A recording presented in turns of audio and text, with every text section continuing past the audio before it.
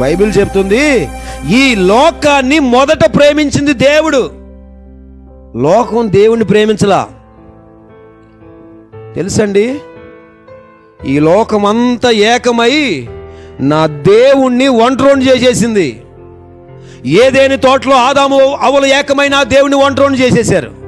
బాబేలు గోపురం దగ్గర అందరూ మనుషులు ఒకే భాష, ఒకే తతంగం ఉండేది. అందరూ కలుసుకుని పేరు సంపాదించుకుందాం, గోపురం కట్టుకుందాం అని అందరూ ఏకమై అక్కడ కూడా బాబేలు గోపురం దగ్గర నా దేవుణ్ణి చెప్పండి ఒంటరోని చేసేశారు. నోవాహు టైంలో ప్రజలందరూ తినడానికి, తాగడానికి, సరదాలకి అందరికి తిరుగుతూ ఎవరికి వాళ్ళు దేవుణ్ణి వదిలేశారు. అంటే ఆది నుండి ప్రకటన గ్రంథం వరకు చూస్తే మొదటి నుండి ఎవరు ఒంటరోడయ్యారు తెలుసండి? దేవుడు ఒంటరోడయ్యాడు.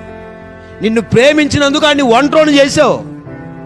నీకు సహాయం చేసినందుకు, ప్రాణం ఇచ్చినందుకు, నిన్ను కష్టం వచ్చినప్పుడు, నష్టం వచ్చినప్పుడు నేనున్నాను తల్లి, నేనున్నాను తమ్ముడు, నేనున్నాను నీకు సహాయం చేయడానికి అని నిన్ను పలకరించిన పాపానికి ఆదాము ఏదేను తోటలో ఆయన ఒంటరి చేసినట్లు లోక ప్రేమమే ముఖ్యమని, లోకంలో మనుషులే ముఖ్యమని, వాళ్ళ హృదయంలో ఉన్న ప్రేమే నిజమైన ప్రేమని దేవుణ్ణి ఒంటరోని చేసి మనుషులు వెనకాల పరిగెత్తుతున్న ప్రతి ఒక్కరికి సేవకుడిగా మనం చేస్తున్నాను.